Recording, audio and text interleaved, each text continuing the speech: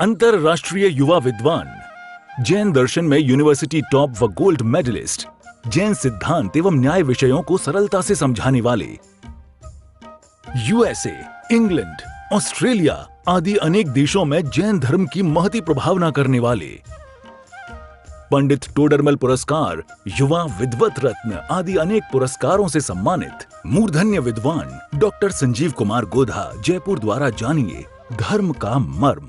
इस कार्यक्रम के प्रायोजक हैं श्री रमेश चंद जी, श्रीमती मनोरमा जी, श्री धर्मचंद जी, श्रीमती रंजना जी, श्री ऋषभ एवं अवनी जैन, महावीर नगर, जयपुर, राजस्थान। क्षत्र चूड़ामणि नामक यह ग्रंथ राजा सत्येंद्र वैराग्य का भाव जागृत हो गया।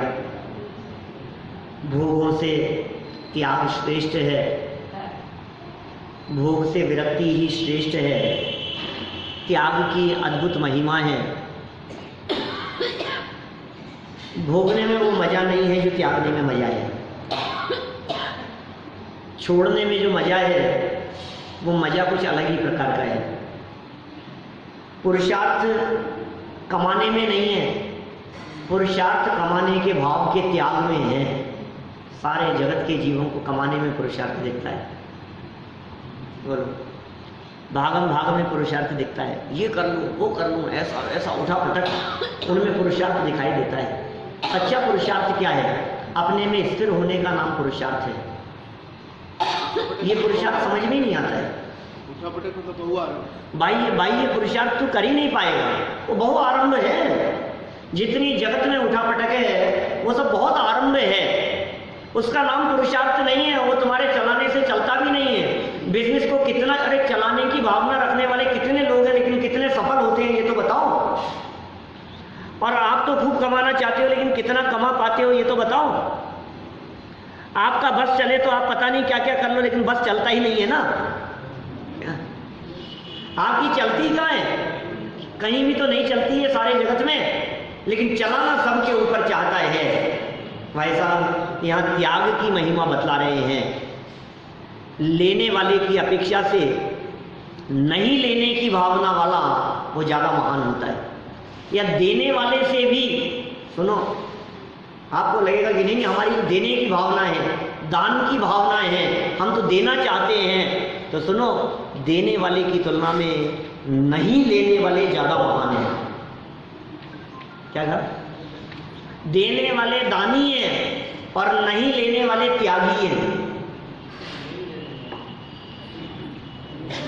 देने वाले दानी हैं और नहीं लेने वाले त्यागी हैं। तो दानी की तुलना में त्यागी महान है।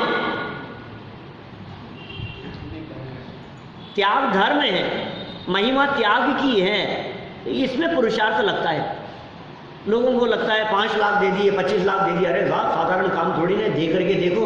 ये नहीं, दे करके देखो में जो तुम्हें पुरुषार्थ दिख रहा है ना, हम ये कह रहे हैं तुम्हें कोई 25 लाख देने वाला हो और वापस नहीं लेने वाला हो और उसके बावजूद तुम मना कर दो कि मुझे नहीं चाहिए, इसमें लगेगा पुरुषार्थ।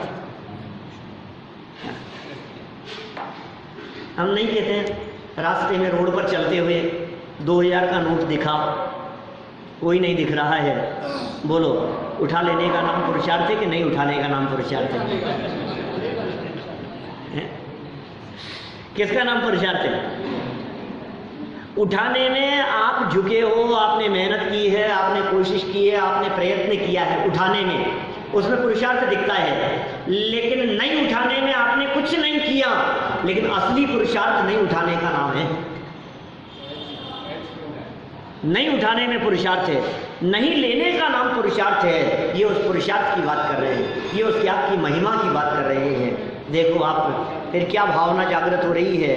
जिन दीक्षा इससे स्वर्ग की प्राप्ति होगी, ये राजा सत्येंद्र के मन का परिणाम है। 70 नंबर श्लोक, पेज नंबर 90। जिन दीक्षा से स्वर्ग प्राप्ति, श्लोक तो नीचे है। इति भावनया राजा वैराग्यं परिणीमान त्यक्त्वा संगं निजांगं च दिव्यां संपदमासदत्। क्या कह रहे हैं? राजा ने इस प्रकार की भावना से उत्कृष्ट वैराग्य प्राप्त किया और फिर अंत में परिग्रह और अपने शरीर को छोड़कर स्वर्ग संबंधी ऐश्वर्य को पाया।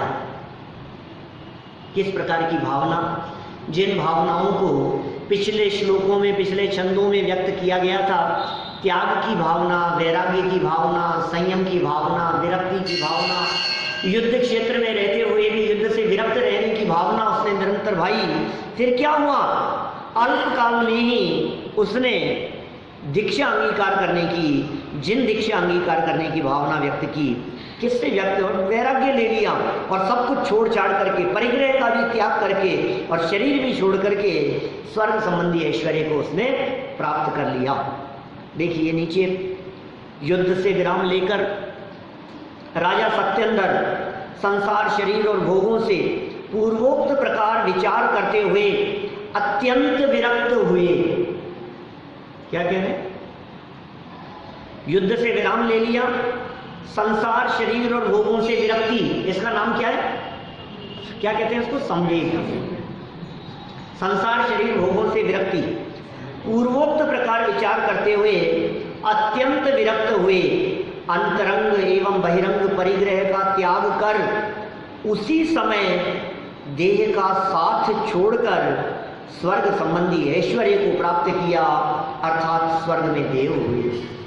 समाधि पूर्वक उनका मरण हुआ, देह का त्याग हुआ, और देह त्याग होने के पहले पहले देह के प्रति ममत्व भी टूट गया था। परिग्रह स्वयमेव छूटे, उसके पहले पहले राजा सत्येंद्र ने परिग्रह छोड़ दिया था। देखिए विशेषार्थ, वस्तु स्वरूप के यथार्थ चिंतन से ही जीव को विरक्तता आती है। विरक्तता कैसे आएगी, देखा देखी नहीं, ये विरक्तता किस तरह से आती है।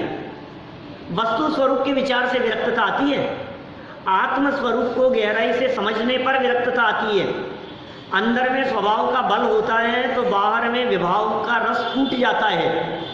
अंदर में अतीन्द्रिय आनंद प्रकट होता है तो बाहर में भोगों का रस फूट जाता है। प्रभु जी अब ना भटकेंगे संसार में, अब अपनी हो, अब अपनी खबर हमें हो गई। अब तक क्यों भटक रहे थे संसार में, ये बताओ। भूल रहे थे निज वैभव को, पर को अपना माना।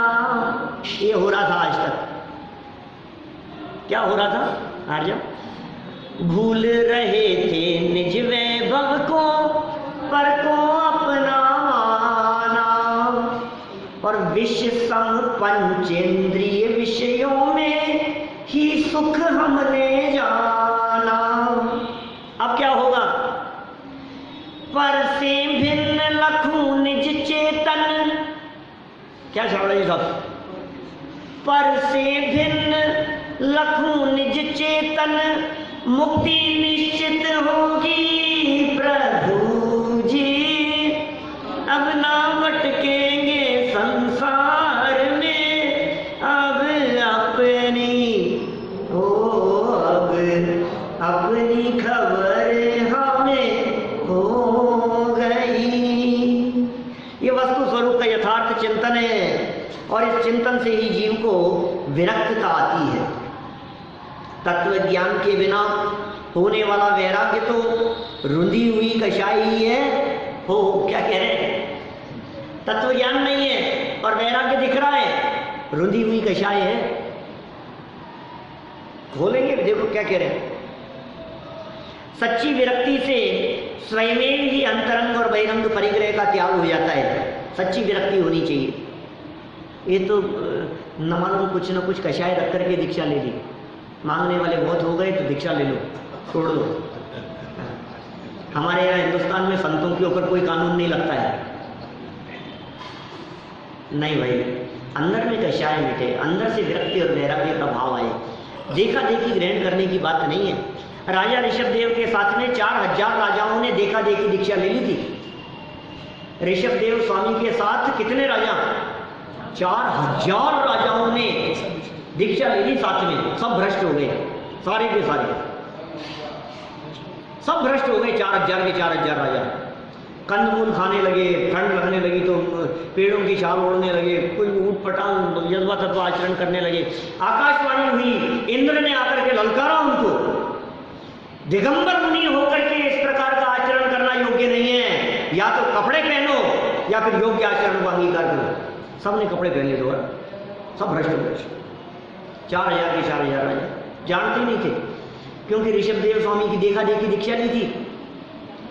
अब दीक्षा लेने के बाद वो तो ध्यान मग्न बैठ गए ऋषभदेव स्वामी तो। अब इनको 1 दिन हो गया, 2 दिन हो गए, अब भूख लगने लगी, अब बार बार में देख रहे ये क्या कर रहे हैं, ये तो बैठे, अभी भी बैठे, ये तो आंखें नहीं खोल रहे। 6 महीने तक उठे गए ऋषभदेव स्वामी, आंख नहीं खोली उन्होंने। क्या हुआ, सबके सब भ्रष्ट हो गए। ऐसी दीक्षा की बात नहीं है। रुंधी हुई कषाय का नाम वैराग्य नहीं है भाई साहब, अंदर में तो कषाय पड़ी हुई है। अतः राजा ने मुनि अवस्था को अंगीकार किया, सच्ची विरक्ति हो गई थी, अंतरंग परिग्रह भी छूटा, बहिरंग परिग्रह भी छूटा। राजा ने मुनि अवस्था को अंगीकार किया। मुनि अवस्था में शरीर की उपेक्षा होना तो स्वाभाविक है, यह सब रणभूमि में ही हो रहा है। क्या सत्येंद्र महाराजा कहाँ बैठे हैं? रणभूमि में। काष्टांगार के साथ में युद्ध चल रहा है, युद्ध के बीच में ही वैराग्य भाव आ गया, बीच में भाव चलने लगे, परिणाम चलने लगे। परिणाम चलते चलते क्या हुआ, दीक्षा लेने का भाव आ गया, कपड़े उतरने लगे, परिग्रह का त्याग कर दिया, सब कुछ छोड़ छाड़ दिया उन्होंने। रणभूमि में ही हो रहा है। काष्टांगार की आज्ञा से सेना तो राजा की हत्या के लिए आ ही गई थी, सेना ने अपना काम किया और राजा सत्येंद्र की हत्या कर दी। इन्होंने वस्त्राभूषण त्याग दिए, अंतरंग और बहिरंग समस्त परिग्रह का त्याग किया और आई हुई सेना ने राजा सत्येंद्र की हत्या कर दी। राजा सत्येंद्र का जीव सहज ही अपने परिणामों से स्वर्ग में चला गया। संयमी तो स्वर्ग में जाते ही हैं, संयम की महिमा ही ऐसी है। सम्यक्त्वी जीव का भी स्वर्ग में जाने का नियम है। सम्यक्त्वी भी थे और संयमी भी थे, स्वर्ग में चले गए। देखो घटना को देखकर नागरिकों का वैराग्य विचार, प्रजा भी तो होगी, लोगों को पता तो लगा होगा क्या हुआ वहां राज्य में। पौराजान पदा सर्वे निर्वेदम प्रतिपेदिरे पीड़ा अभिनवान नृणाम प्रायो वैराग्य कारणम। उस समय सारे पुरवासी, पुर कहते हैं नगर, चोरन के पुर ना बसे। 10 अक्षर पूजन करेंगे ना जी आप लोग 10 अक्षर में, तो उत्तम आर्जन धर्म के अर्घ में एक लाइन आती है, चोरन के पुर ना बसे। पुर माने होता है गांव, नगर। चोरों के गांव और नगर नहीं बसते, माने उनका ठिकाना नहीं होता, वे घूमते फिरते ही रहते हैं। आज इस नगर में, कल उस नगर में, परसों उस नगर में, बंटी बबली की तरह इधर से उधर, उधर से उधर, इस नगर को छोड़ के फिर उसमें, फिर उसको छोड़ के फिर उसमें भटकते रहते हैं। चोरन के पुर ना बसे। उस समय सारे पुरवासी, नगरवासी और देशवासी उदास और विरक्ति पने को प्राप्त हुए। निश्चय से वर्तमान की नई पीड़ा मनुष्यों को प्रायः वैराग्य का कारण बनती। क्या करें, अब तो दुष्ट राजा बन जाएगा, काष्टांगार राजा हो जाएगा। खेत खिन्नता का परिणाम सेनापति था, सेठ साहब, राजा सत्येंद्र का सेनापति था काष्टांगार। और वो जो काष्टांगार था तो उसने छल से राजा की हत्या करवा दी और राज्य हड़प लिया। देखो क्या कह रहे हैं, उसी समय नगरवासी और देशवासी मनुष्य वैराग्य को प्राप्त हुए, क्योंकि नवीन तत्कालीन दुखद घटनाओं को देखकर मनुष्यों को प्रायः वैराग्य होता ही है। माने ये जगत के जीवों का और ज्ञानियों का, धार्मिक वृत्ति वाले लोगों का सहज ही इस प्रकार का स्वरूप होता है कि वे जब जगत में लोगों को या कुछ घटनाओं को देखते हैं तो उनके चित्त में वैराग्य का भाव आए बिना नहीं रहता। आप इन दिनों कभी कभी देख पा रहे होंगे केरल में मचने वाली तबाही की चर्चाओं को, देख रहे होंगे, सुन रहे होंगे। कितने लोग, 20,000 लोग बेघर हो गए। 20,000 घर, लोग नहीं, कितने कितने लोग बेघर हो गए हैं, घर नहीं है, तबाही मच गई है। कैसी परिस्थितियां बन रही हैं। आपको देख करके विरक्ति का भाव नहीं होता, आपको देख करके वैराग्य भाव जागृत नहीं होता, नहीं लगता है आपको ऐसा? देखो कैसी परिस्थितियां आई। 2-4 साल पहले हम भी गए थे केरल। वो वही जगह है जहाँ जाकर गए, आज वहाँ तबाही मच रही है। जब हम गए थे उस समय नहीं मच सकती थी क्या? अभी कहाँ गए थे हम लोग? बाहर गए थे ना कहीं, तो वहाँ सुनामी आई थी कुछ वर्षों पहले। वहाँ लोगों ने बतलाया जब यहाँ सुनामी आई थी, जिस जगह खड़े थे हम, बोले यहाँ सुनामी आई थी तो एक व्यक्ति नहीं बचा यहाँ।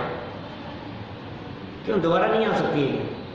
तुम्हें ये बातें सुन करके, तुम्हें ये दृश्य देख करके वैराग्य का भाव नहीं आता है, विरक्ति का भाव नहीं आता है, जगत की क्षणभंगुरता नहीं समझ में आती है। जब टीवी पर हम रोजाना इस प्रकार के दृश्य देखते हैं तो हमें विरक्ति और वैराग्य का भाव आना चाहिए कि नहीं आना चाहिए? क्या हो गया है हमारे हृदयों को? हमारे हृदय कितने कठोर हो गए हैं, कितने कठोर हो गए हैं हमारे हृदय। दिखता ही नहीं है, हमारे लगती ही नहीं है कुछ ऐसी परिस्थिति हमारे साथ भी घट सकती है। ये है ना सात्विक का, इसका दोस्त की डेथ हो गई है अभी 5-7 दिन पहले, रक्षाबंधन के दिन। कितने दिन हुए रक्षाबंधन को? 8 दिन हुए आए, 8-10 दिन मान लो।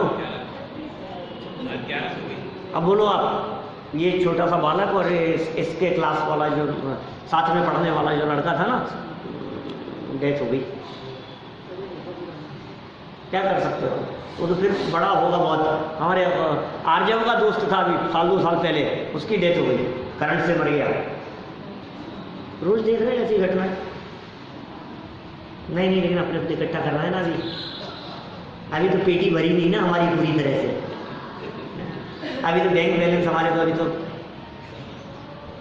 समझ में नहीं आता है हमारे को, हमारा जीवन कभी पूरा हो सकता है। कितनों को शमशान पहुंचा करके आ गए, लेकिन हमारे को लगता नहीं कि हमें भी जाना है। ये जीवन पूरा होने वाला है। कब कौन सा क्षण अंतिम क्षण होगा? क्या आपकी सुपुत्री चले गई, क्या मेरी भी सिस्टर की डेथ हुई थी 30 साल पहले। तो ये ऐसा होता है, क्या क्या कर सकते हो आप? किसी के भी साथ कुछ भी हो सकता है। दूसरों को देख देख कर भी यदि ना समझो तो फिर अपने पर बीतेगी, तब तो समझने का अवसर ही नहीं मिलेगा। फिर तो समझने का चांस कहाँ मिलेगा बताओ मेरे को? रोड एक्सीडेंट में यदि मारे गए, और कभी कब कौन से दंगे हो जाएं। आज तो भारत बंद है ना, क्या बोलो? आपको भरोसा है आपके किशनपुर की दुकान में क्या होने वाला है आज? क्या हो जाए आपके बैठे बैठे? हम तो ये सोच रहे हैं कुछ नहीं होगा, और यहाँ से जा रहे हैं और लड़ाई झगड़े और दंगे और सब खत्म, जीवन पूरा हो गया। एक वो जमाना था, प्रथमानु युग के उस जमाने की बात करता हूं मैं, जिस जमाने में ये जो राजा सत्येंद्र जैसों का जमाना, पुराणों के जमाने की बात कर रहा हूँ। इतिहास जब हम उठा करके देखते हैं, कथाएं पढ़ते हैं, कहानियां पढ़ते हैं, उनमें लिखा हुआ देखते हैं, राजा छत पर खड़ा था और छत पर खड़े खड़े उसने बादलों को देखा और एक महल की आकृति बनी, और बैठ करके कुछ डिजाइन बनाने लगा, और इतनी देर में देखा तो विघटित हो गए, बादल विघटित हो गए, वैराग्य हो गया। हम ऐसी घटनाएं पढ़ते हैं।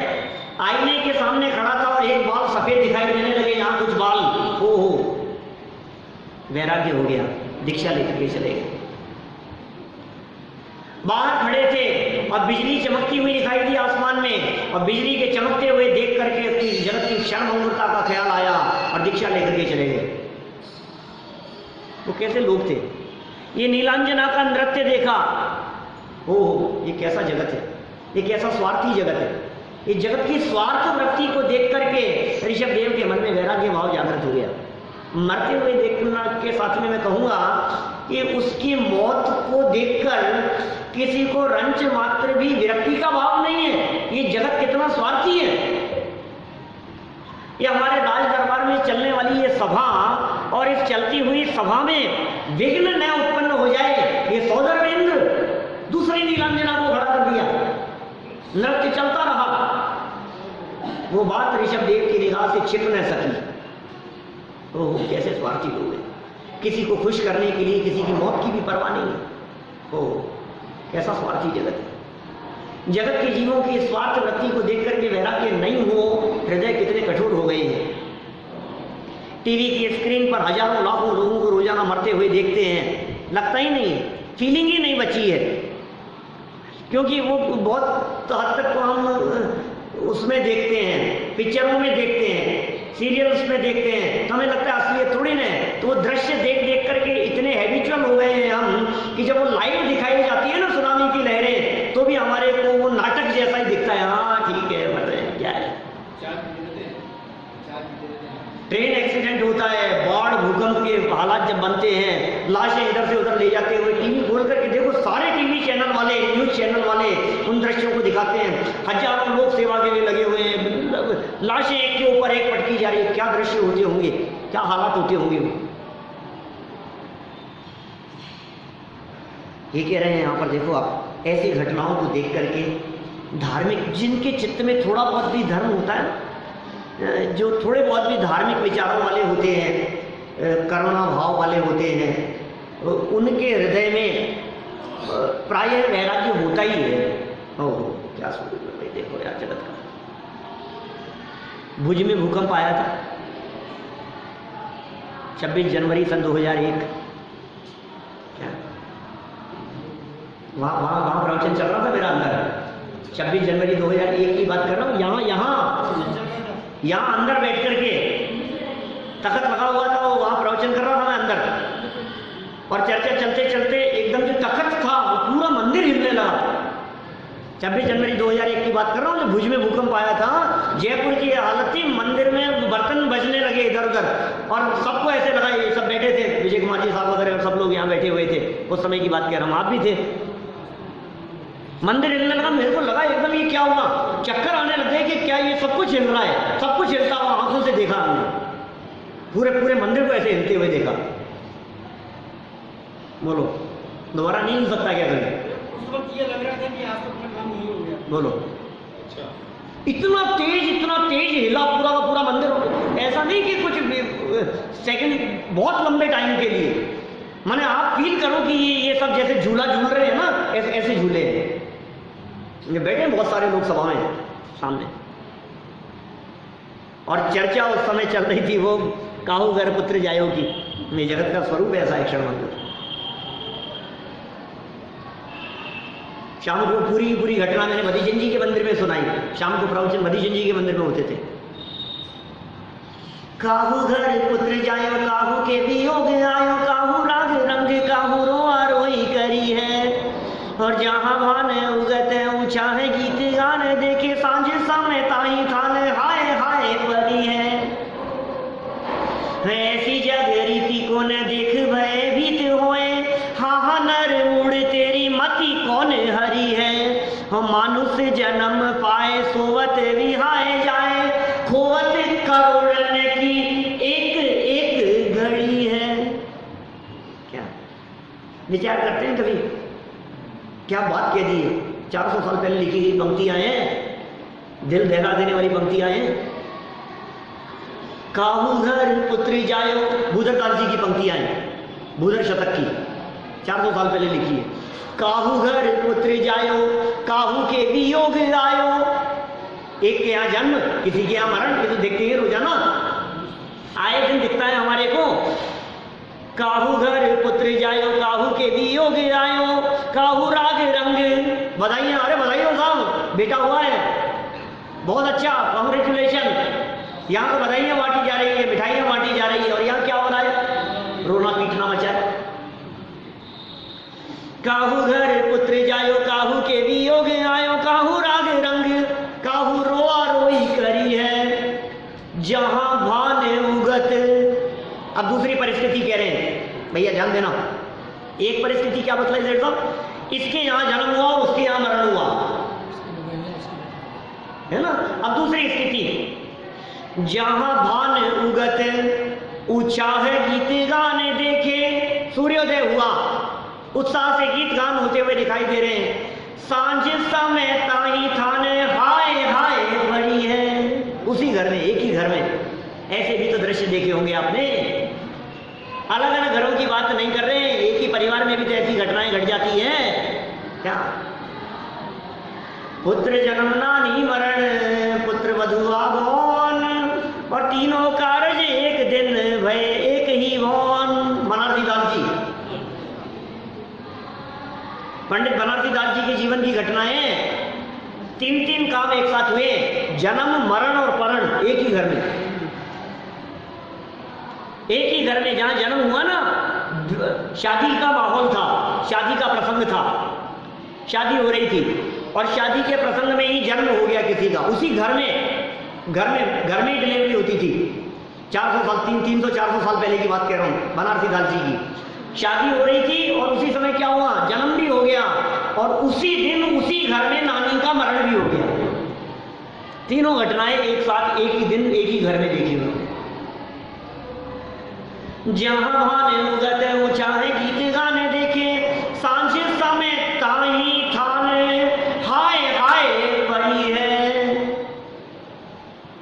अरे ये क्या हुआ, इनके यहाँ तो शादी थी। अरे शादी तो थी लेकिन क्या हुआ, एकदम ही दुल्हा मर गया। ये क्या हुआ, पार्टी थी, सारे लोगों को बुलाया था। घटनाएं अपने जैन परिवार की घटना, शिवजी को था कि नशिया में वहाँ पार्टी का आयोजन था। 2-4 साल पुरानी घटना बतला रहा हूँ आपको। और सारा सामान सब भोजन वगैरह सब निपटा करके सब निकल गए, सारे लोग सब निकल गए। और जब वो परिवार के सदस्य जब निकल रहे थे तो गाड़ी सामने पार्क की हुई थी। बोले मैं गाड़ी लेकर के आता हूँ, और सामने जाते समय वो दुर्घटना में डेथ हो गई, उन्हीं की डेथ हो गई। अभी तो उत्साह दिखाई दे रहा था, अभी तो नाच गान दिखाई दे रहा था, अभी तो राग रंग दिखाई दे रहा था। ये क्या हो गया, ये राग रंग के माहौल में मातम छाने में देर नहीं लगती है भाई साहब। परिस्थितियां बदलने में समय नहीं लगता, समय नहीं लगता। वाक्य बदल गया। काहू घर पुत्र जायो, काहू के वियोग आयो, काहू राग रंग काहू रोआ रोई करी है। और जहां भान, भान मतलब सूर्य, जहां सूर्योदय होता है वहीं सूर्यास्त भी होता है शाम को। जहां भान उगत ऊंचा है गीत गाने देखे, सांझ समय ताही थाने हाय हाय परी है। और देखो क्या कह रहे हैं भूधरदास जी, ऐसी जागृति को न देख भयभीत हुए। ओहो, ऐसी जगत की दशा को देख करके डर नहीं लग रहा है तेरे को। ये क्या हो गया, ये क्या हो गया, घबराहट नहीं हो रही है तेरे को। ऐसी जागृति को न देख भयभीत हुए, हाँ हाँ नर मूढ़, हे मूर्ख, हे नरमूढ़, तेरी मति किसने हार ली है, तेरी बुद्धि पे पत्थर पड़ गए हैं क्या। हे मूर्ख, महामूर्ख, हे मूर्खाधिराज, मूर्ख शिरोमणि, क्या उपमा देवे तेरे को, किन शब्दों से संबोधन करें तेरा।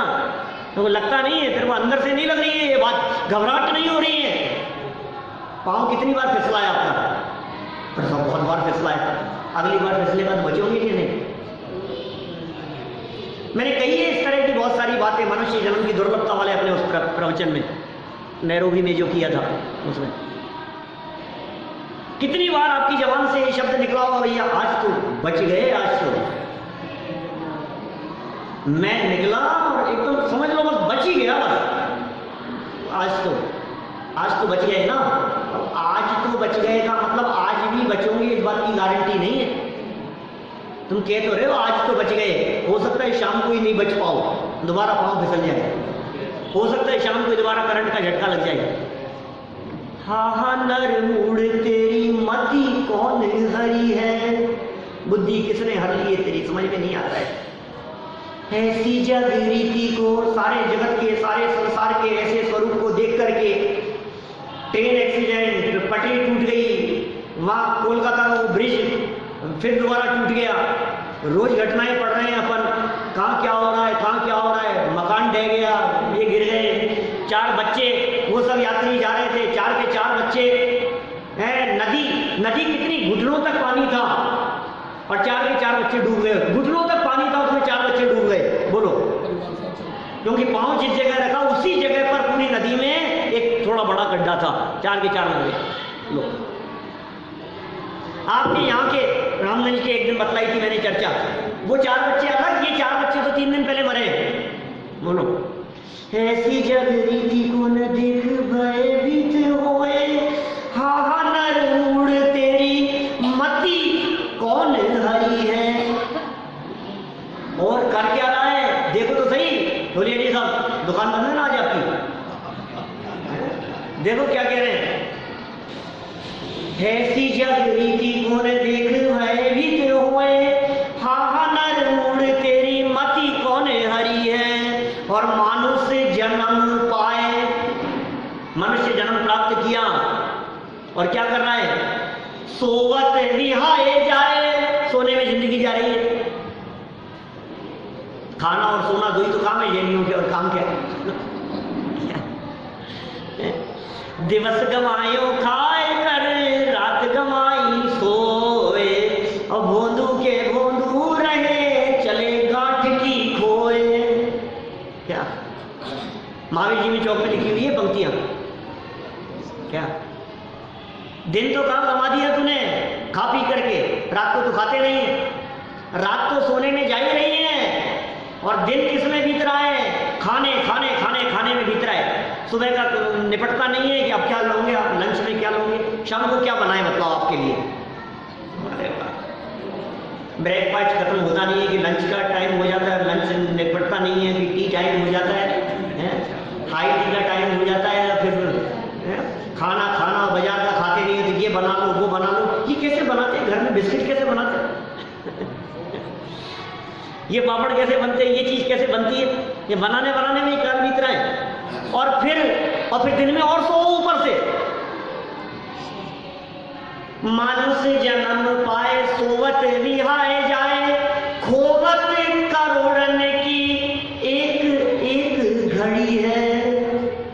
क्या करें, इस जगत के जीव की दशा कैसी है।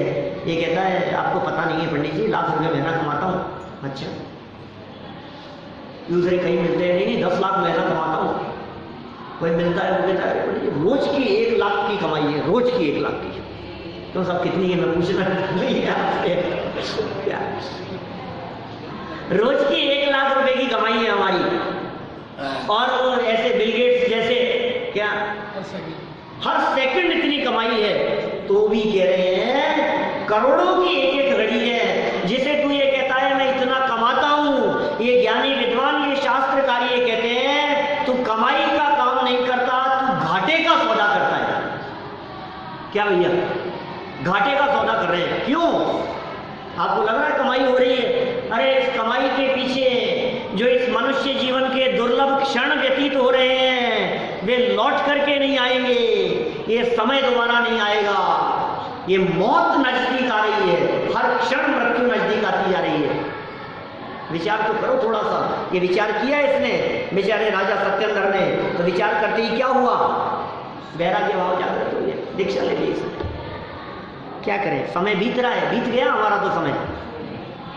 ये तो एक्स्ट्रा ले रहा हूं मैं बोनस में, क्या समय तो पूरा हो गया। चलो विशेषार्थ पूरा कर देता हूँ, ये 3 लाइनें हैं नीचे।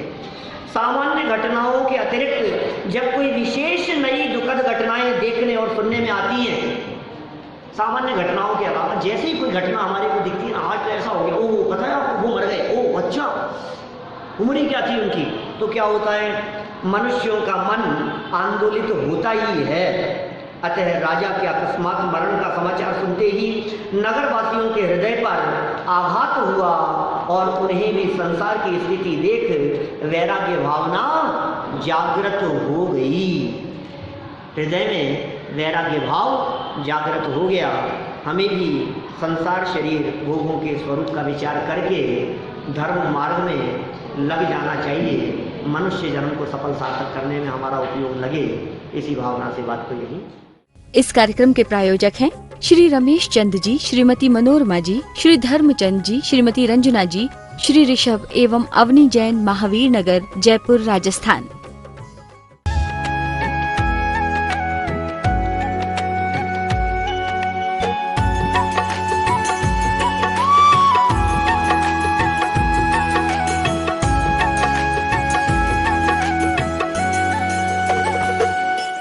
अंतरराष्ट्रीय युवा विद्वान, जैन दर्शन में यूनिवर्सिटी टॉप व गोल्ड मेडलिस्ट, जैन सिद्धांत एवं न्याय विषयों को सरलता से समझाने वाले, यूएसए, इंग्लैंड, ऑस्ट्रेलिया आदि अनेक देशों में जैन धर्म की महती प्रभावना करने वाले, पंडित टोडरमल पुरस्कार, युवा विद्वत रत्न आदि अनेक पुरस्कारों से सम्मानित मूर्धन्य विद्वान डॉक्टर संजीव कुमार गोधा, जयपुर द्वारा जानिए धर्म का मर्म।